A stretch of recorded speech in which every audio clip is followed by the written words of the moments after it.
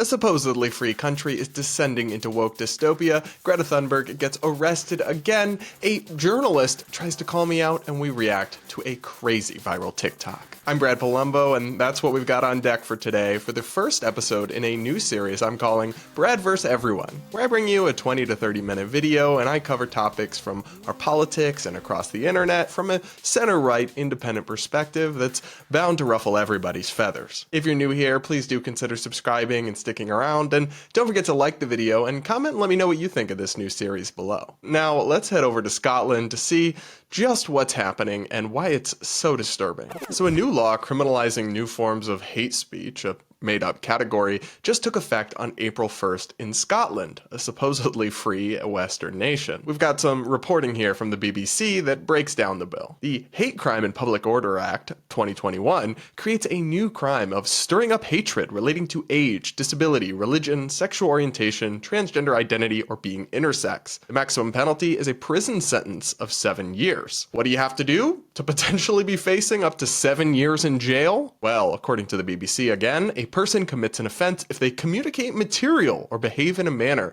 that a reasonable person would consider to be threatening or abusive with the intention of stirring up hatred based on the protected characteristics. Stirring up hatred based on race, color, nationality, or ethnicity was already illegal in Great Britain under the Public Order Act of 1986, but in an attempt to streamline criminal law in Scotland, that too is now part of the Hate Crime Act. One of the craziest elements of this legislation is that it doesn't even just apply to things you say in public, but even things you say in the privacy of your own home, potentially. Adam Tompkins, a professor of public law at Glasgow University and a former Conservative member of the Scottish Parliament, voted against the bill, and he told the BBC that he voted against it because it could see somebody convicted of stirring up hatred for a comment they make in private in their own home, not just in public, and I just don't think that's where the criminal law belongs, he said. This kind of language gets overused a lot, but this is dystopian, y'all. This is genuinely reminiscent of the kind of stuff you read about in 1984 and other George Orwell books in high school. The first big problem I have with this law is just how incredibly vague and unclear it actually is. It's really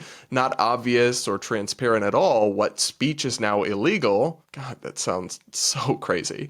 And what speech isn't illegal. This is obviously going to have a chilling effect on open debate and dialogue that's essential in any sort of democratic society where people are responsible for voting on the government. To debate and discuss and hash out these contentious issues, well, nobody's going to be able to do that if they face up to 7 years in jail if they say something that potentially offends somebody. The average Scottish citizen genuinely has no way to know what's illegal now and what's not, because even people at the highest levels of Scotland's government don't seem to have a clue. When their victims minister was asked about whether misgendering would be illegal under this law, she said, "This will be up to Police Scotland. I wouldn't say misgendering if you say something on social media, for example. It would be up to Police Scotland to determine." So it's up to the discretion of the Scottish police to decide whether the words coming out of your mouth are illegal or not. What could possibly go wrong? Guys, this is the same Scottish police force that produced this interesting video. You might know this thing here. It's the hate monster. When you're feeling insecure, when you feel angry, he'll be there, feeding off the emotions. Getting bigger and bigger till he's weighing you down. He'll make you want to have a go at somebody. A neighbour, somebody on the street, on a night out. Security guy on the door, somebody in the chippy, your taxi driver. He'll make you want to vent your anger, just 'cause folk look or act different for you. The hate monster wants you to feel what you need to show you're better than them. Then, before you know it, you've committed a hate crime. Doesn't make you feel better though, does it? Maybe for a minute, but then you just feel worse, don't you? 'Cause the hate just hangs about like a bad smell. But it doesn't need to be like this. You're better than that.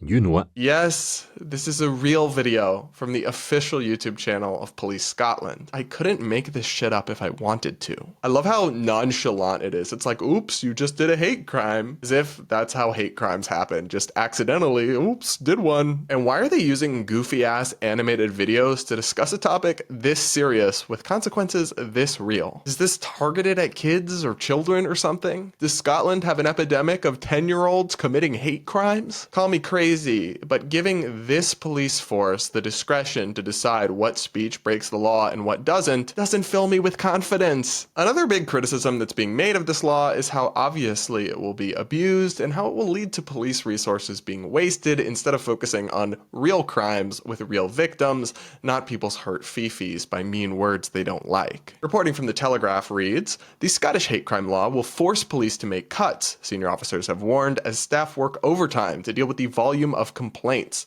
The chairman of the Scottish Police Federation has warned that the police service will be forced not to do something because of the demands being placed on officers. Police Scotland has been inundated with more than 6,000 complaints since the law took effect on April 1st, and control room staff have been paid overtime as they struggle to handle the volume. The SPF has previously warned that the overtime costs incurred as a result of the Hate Crime and Public Order Act would result in a bill of hundreds of thousands of pounds for the taxpayer. Within the first 48 hours of the law coming into effect, Police Scotland had been inundated with 3,000 calls, which officers must work through individually, separating genuine complaints from those whom the Yousaf has termed vexatious. The First Minister himself was the subject of numerous complaints over a 2020 speech in which he pointed out that most senior government and judicial positions in Scotland were white. This is kind of hilarious that they're getting this deluge of complaints, including many from trolls who are trying to break the new system, and that so many people reported the First Minister for woke comments he made about how Scotland's government is too white, which they're saying is an example of stirring up hatred. It's funny on one level, but on another more serious level, the whole thing is really disturbing. And yes, it is Orwellian. The takeaway here for Americans and people who don't live in Scotland is pretty simple. This kind of thing is why the First Amendment is so important and why we can't take it for granted. As long as the First Amendment is faithfully upheld by our judicial system, it ensures that this kind of insanity can never happen here. It would be easy to respond and say, oh, come on, nobody would ever try to do this here. Stop fear-mongering, Brad. But it's not fear-mongering. This is a realistic possibility that this kind of approach could be taken not that far into our future here. You don't have to take my word for it. Polling shows that a shocking 44% of millennials think misgendering should be a crime. So you are absolutely kidding yourself if you don't think people will one day try to pull this shit here too. All right, up next, it's time to talk about my favorite climate activist, the one and only Greta Thunberg. The left-wing media darling was just arrested twice in a single day while participating in yet another disruptive climate protest. We've got reporting here from The Independent. Climate activist was detained twice on Saturday by the Dutch police at a demonstration in The Hague in the Netherlands. Ms. Thunberg was arrested and detained for several hours along with other protesters who were attempting to block a major highway into The Hague, but was released later in the evening. She then rejoined a group of protesters who were blocking a different road and was detained a second time. Protesters have attempted to block the A12 highway in the Netherlands several times in recent months, demanding that there be an end to subsidies and tax breaks to companies linked to fossil fuel industries. Before being taken by police officers into a police van, Ms. Thunberg told reporters that she was protesting as the world was facing an existential crisis. We are in a planetary emergency, and we are not going to stand by and let people lose their lives and livelihood and be forced to become climate refugees when we can do something, the Swedish climate activist said. And this is my favorite part, guys. When asked if she was worried about being arrested, Ms. Thunberg said, "Why should I be?" She flashed a victory sign as she sat in the bus used by police to transport detained protesters. You know, that last part there, I'm a huge critic of Greta, but she's actually onto something. She really has no reason to worry about being arrested because police and law enforcement in most places aren't really taking this kind of thing seriously, even though they should. Hence the fact that she was arrested and then immediately released and went right back to another protest and immediately blocked traffic in a different road again. If laws were actually being enforced, or if the penalties were actually severe enough to punish this kind of behavior as they should be, that wouldn't be happening. Again, I'm a huge proponent of free speech, and I would defend to the death the right of these climate activists to say their piece, to make their warnings, to make their arguments. But, and I don't know how many times I have to explain this to my friends on the left, blocking traffic is not a valid form of protest. It is not free speech. You are violating other people's rights to move, to travel, to get to work, to get to hospitals and ambulances, and you're only pissing people off and making them less likely to want to support your cause. I mean, when has inconveniencing people ever won them over to your side? It really does seem like these green activists, both abroad and here in the US, are committed to the most unappealing and most divisive protest tactics imaginable, from blocking traffic and holding people up from getting to their jobs, to trying to destroy and vandalize precious works of art. Now, some people will try to defend these tactics by pointing to the civil rights movement in the US and how they did sit-ins and that kind of thing, but there are a bunch of reasons that's not an apples-to-apples comparison, and also it's worth pointing out that in that case, the protests actually targeted the places that were perpetuating the injustice, right? They did a sit-in at a segregated diner. That's very different than inconveniencing and sabotaging random everyday people because you're mad about the actions of the federal government or their inactions in this case. At this point, and I know the liberal media loves her, but it just seems undeniable that Greta Thunberg is actively sabotaging the movement and the support for addressing climate change. And that's a shame because I do believe it's a real problem, even if it sometimes gets exaggerated by green activists, and I don't think, like people like Trump have said in the past, that it's some Chinese hoax or made up or imaginary. We really do need to have a serious and substantive conversation about what things we could do to reduce carbon emissions, both in the US and worldwide, because if we just do it here in the US, it won't make much of a difference. And there are legitimate options on the table, like expanding the use of nuclear power, which has zero emissions. But that serious and important conversation is only being sabotaged by people like Greta and her childish antics. Up next, a supposed journalist just tried to call me out, and the article is one of the most incoherent and ridiculous things I've ever heard. It's also unintentionally hilarious, and we're gonna break it down. So if you follow me closely, you'll know that I've been pretty vocal and outspoken about opposing suggestions that the US should ban TikTok. This writer, Nikita Mazarov, just penned an article calling me and one other person out and suggesting that we're hypocrites for being journalists and using TikTok in the first place. She writes that as a security researcher working in journalism, one group of the video sharing app's many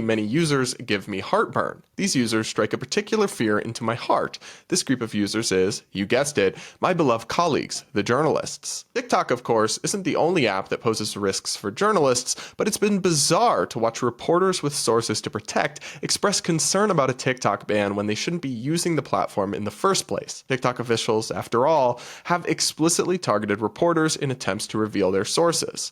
My colleagues, nevertheless, seem to be dressing up as bullseyes. The gist of the article is that journalists shouldn't be opposing the ban on TikTok because journalists shouldn't be using TikTok because it could compromise the sources that they use for their reporting. If all she was arguing was that journalists who have highly sensitive sources and report on things where they wouldn't want their sources exposed shouldn't use TikTok, I'd shrug my shoulders and I'd say, okay, maybe that's a valid point, I don't really know. But that actually has nothing to do with whether you support the federal government banning the app for hundreds of millions of Americans. And why this article went on to mention me as one of only 2 examples it cited is truly beyond me. Again, she writes in The Intercept, impassioned pleas by reporters to not ban TikTok curiously admit TikTok's most egregious attacks on reporters. In his defense of TikTok, the Daily Beast's Brad Polumbo offers a disclaimer in the first half of the headline. TikTok is bad, banning it would be much worse, but never expands upon why. Instead, the bulk of the piece offers an apologia for TikTok's parent company, ByteDance. There's a lot to unpack here. It's kind of hilarious that in this article, the author only had 2 examples of journalists who should stop defending TikTok and using TikTok because they're journalists and because journalism or something, and one of them was me? I am, by some measures, I guess, although it feels like a dirty word at this point, a journalist. But I do opinion writing, op-ed writing, and commentary. I don't have highly sensitive sources, and I don't very often do any form of original reporting. She would have known all of this if she just Googled me for like 5 seconds? So literally 50%, 1 in 2 of the examples she used as people to call out makes no sense. But you're doing great, sweetie. You're doing great. Also, I find it bizarre to call an article literally titled "TikTok is bad, but banning it would be worse"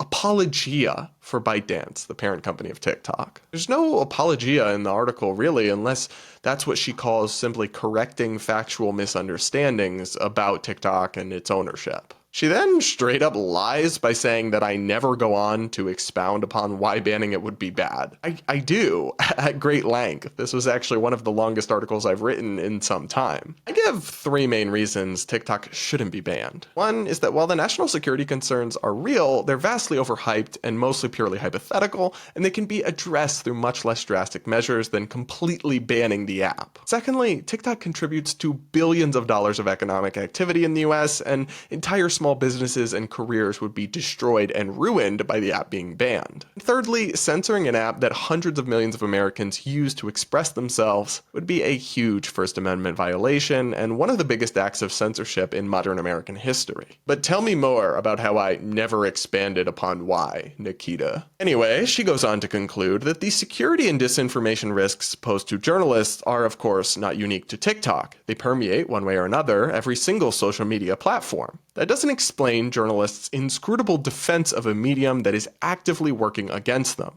It's as clear as your favorite water cup. So even if I accepted the premise here of TikTok working against journalists, because there have been a couple scandals that I have written about in the past where TikTok abused the information it has to go after journalist sources, and that is bad behavior, right? That is something I condemn, and TikTok actually fired or some of the officials resigned that were involved in all that business. But it's really bizarre to me how this national security writer and supposed journalist can't tell the difference between personally liking or wanting to use something and defending it from being banned by the government. By her logic, journalists shouldn't defend the free speech rights of Fox News if they think that Fox News is a propaganda network, or MSNBC, vice versa, right? You shouldn't defend something unless you personally like it. That's a pretty embarrassing way of admitting that you don't understand what it means to hold a principle or a belief. It makes perfect sense that journalists of all people would defend the First Amendment and defend it being violated even against something they don't like or they're not sympathetic to, like TikTok, because they know that if it can be violated against TikTok, it can be violated against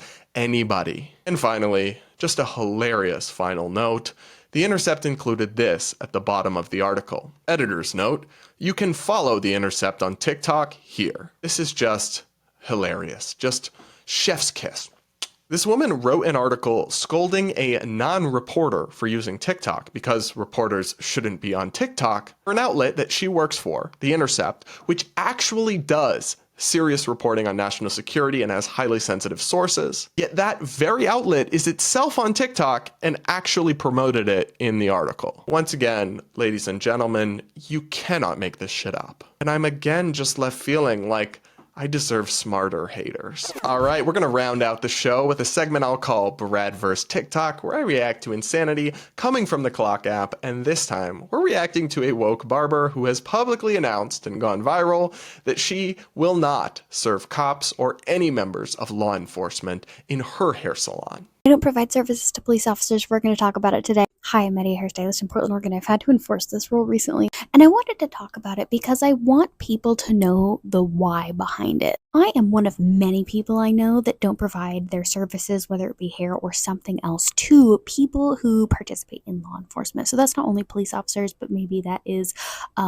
guards in prisons and people that work for ICE and things like that. Hold up, you know many people that have this policy? We must live on different planets or different universes, but actually she said she lives in Portland, so that kind of makes sense. I would like to take a quick second to say that the things I'm about to express are my beliefs and why I choose to do this. That might not be why everybody chooses to do this, but this is why I choose to do it this way. The reason I want to talk about it is because recently that rule was enforced, and I think that when people hear that rule, they think that it's like a FU rule. I personally don't like cops, kind of and seems so like I'm not going to provide service to them because, but that's actually not the reason. There are plenty of people who I do not agree with on many topics that I will still provide hair services to. It is not a prerequisite for me that you agree with everything that I think to come get your hair done by me. How good However, of one you. of the things I absolutely want to prioritize is the mental health and safety of all of my clients. Oh God. I see where she's going with this. This is that safe space nonsense again. As if minorities are these fragile little beings that can shatter in the presence of any person or thought or word that offends them. In this chair, all textures are welcome, all gender expressions are welcome, no matter who you are. I am going to try my darndest, though I am only a human, to make this space accessible to you. And being dedicated to showing up like that for my clients can look a lot of different ways. For me, it looks like making sure that I spend money and time and education on learning how to cut all different textures of hair. I make sure I'm vocal about things that I believe in that are important to me. And one of those things, yes, does mean not allowing members of law enforcement to be in my space. Not just because I don't like them, not even most importantly for that reason. Okay, so she basically did just admit that she just hates people who work in law enforcement. And I love how concerned she is about making everything accessible to all people, just not the ones who do jobs she doesn't like. I find this attitude towards law enforcement really unfortunate, even as somebody who's, pretty skeptical of the current system. I think it's pretty messed up. I'm a big supporter of criminal justice reform. Obviously, there are lots of bad police officers in this country and in every country, but particularly seems to be an issue in the US system. But there's lots of good people who work in the system too, and who help people every single day and risk their lives to keep us safe. And it just feels really wrong to discriminate against them across the board like this. Most importantly, because I truly and deeply believe that by a member of law enforcement being in a space, they are actively making it unsafe for others in a community. Traditionally, and there is already so much evidence on it, so I'm not going to sit here and argue it with you, members of law enforcement massively unfairly target Black people, people of color, the queer community, the neurodivergent, sex workers, and so on. And those are my people. Those are the people that sit in my chair. Every single one of those things describes the people in my chair, and I love them, and I want this space to be safe for them. So by inviting somebody who participates in law enforcement and allowing that person access to the information they could get from just coming to see me and being around those types of people, it's not worth it to me. It is not worth risking the safety of my clients to have people like that in my space. Okay, now this is actually getting kind of offensive. Like, this is when you're so woke, you accidentally start agreeing with and sound like the actual racists and bigots. Did she really just suggest that being around a police officer makes an LGBT person unsafe? Is she meaning to suggest that we're more deviant or more likely to be criminal? And has she just totally forgotten about all the gay people who are police officers? I honestly have so many questions, because even as a gay person, I have never felt unsafe around police. Does she have like gay or trans people just casually, loudly confessing to committing crimes in her chair or something mid-haircut? Same thing goes for race as far as I'm concerned, although I can understand more why people of color might be uncomfortable around law enforcement given the history between some of the communities. I still don't think a random person of color has anything to fear just by being in the same room as an off-duty officer, let alone a prison guard or something like that. That doesn't even make sense. Well, what's even the connection there? Anyway, I don't think most members of law enforcement are actively trying to find people who they can arrest for no reason during their off hours. And most people, including people of color or LGBTQ people, haven't done anything wrong. You accidentally sound racist, babe. You don't have to agree with that. You absolutely don't. I have had a few gray area kind of things,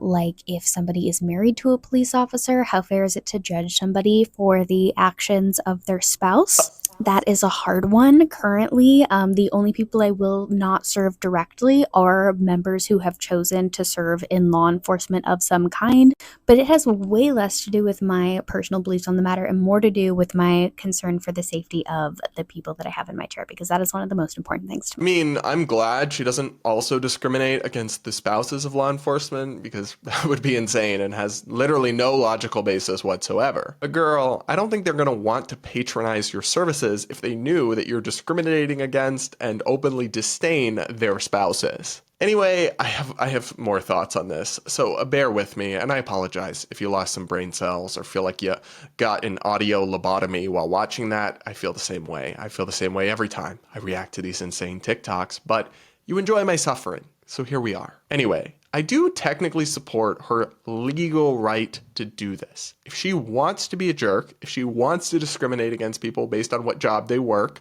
I do believe she has a right to do that. It's not dissimilar to, for example, a Christian cake baker who doesn't want to make a cake for a gay wedding, whose rights I've also defended because I want to live ultimately in a free society where people have freedom of conscience, even in the workplace. That said, I still think she's being unhinged and that it's absolutely unfairly discriminatory to just blanketly deny services to all law enforcement. She should be legally free to do it. We should also be perfectly free to criticize her or even boycott her for it too. And ultimately, you see this across the board in progressive online spaces, but there's something infantilizing and offensive and paternalistic about this white savior bit that seems to constantly suggest that minorities are just fragile people who need to be protected and shielded by the benevolent good white people like this chick. Minorities aren't actually made of glass. They're not hypersensitive or fragile, and you're not woke for treating them like infants. Anyway, what did you guys think of this TikTok video? And